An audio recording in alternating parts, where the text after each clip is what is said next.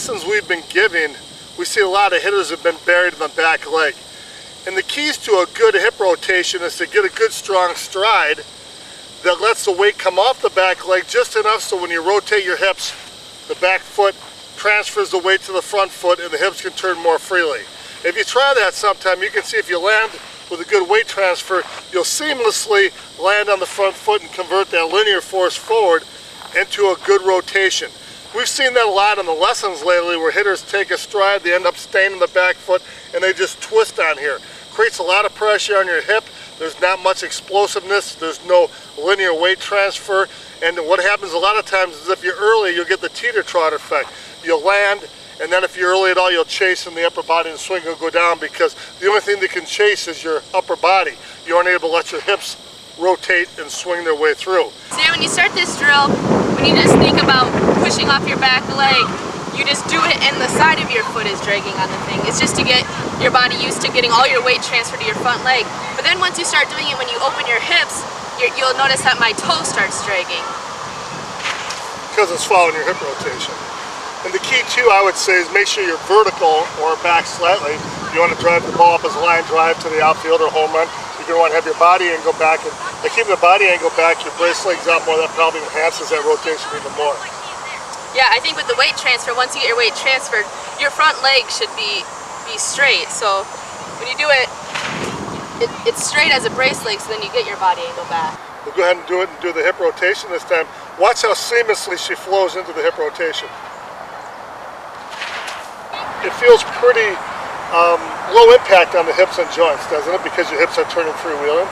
Yeah, they are turning freewheeling, and I feel like a lot of times people, they're more of like an up and down motion. I feel like that's a lot more strenuous on your knees. This is just, it's a nice glide as your hips, nice easy turn open. I used Destiny's drill on my very next lesson. 70-year-old Don could only swing down because he did not set the body angle on the stride and didn't release the weight transfer into a fluid hip rotation. Using this drill and tee work, Don advanced rapidly. Okay, now do the hip rotation drill. Say ba-boom.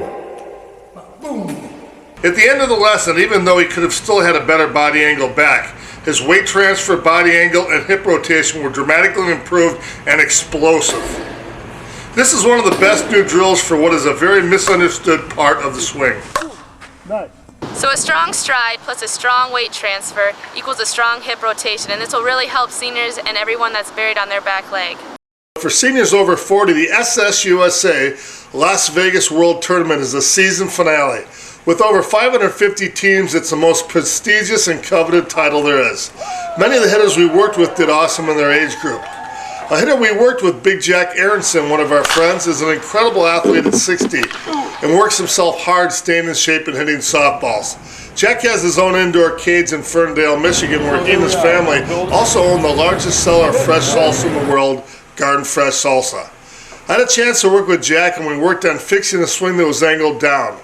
Well, you know, I've had tournaments where I've hit 925, but you know, I've had 4 home runs and I should have had 12. Hitting too many line drives, so we're working on finishing where I finish high and don't roll my hands and hit line drives. Jack batted over 900 in the Worlds and in winning the Huntsman Championship games in Utah. Congratulations. Randy Brown, who we worked with in July, reported the 70s AAA Texas Legends won the championship at SSUSA Worlds, and he batted over 700 with increased power. Also, both Dave North, Bear, and Steve Imlay won championships out west. I played 60 major and got to see my idol from his Steel Silver Bowl playing days, Billy Blake, showing he's still a complete hitter for both power and placement.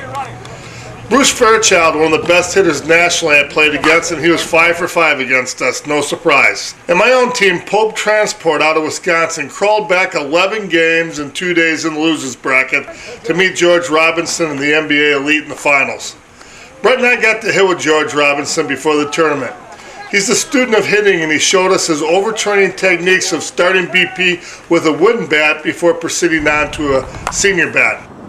Try to establish mechanics first with bats that are not really all that powerful, which means that your mechanics have to be enhanced and they have to be on the money.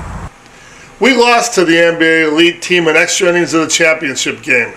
My teammates were gladiators with the main fielders playing every inning of every game. Just amazing. Gibson, come here. How's it feel, baby? Oh, it was nice, Champions man. right here, huh? It was nice. Yeah, nice calling that last at bat too, huh? Brett, it was awesome. To NBA Elite, George, Dave Define, pitcher, and the entire team, congratulations on the World Championship. For the rest of us, let the work begin for next year.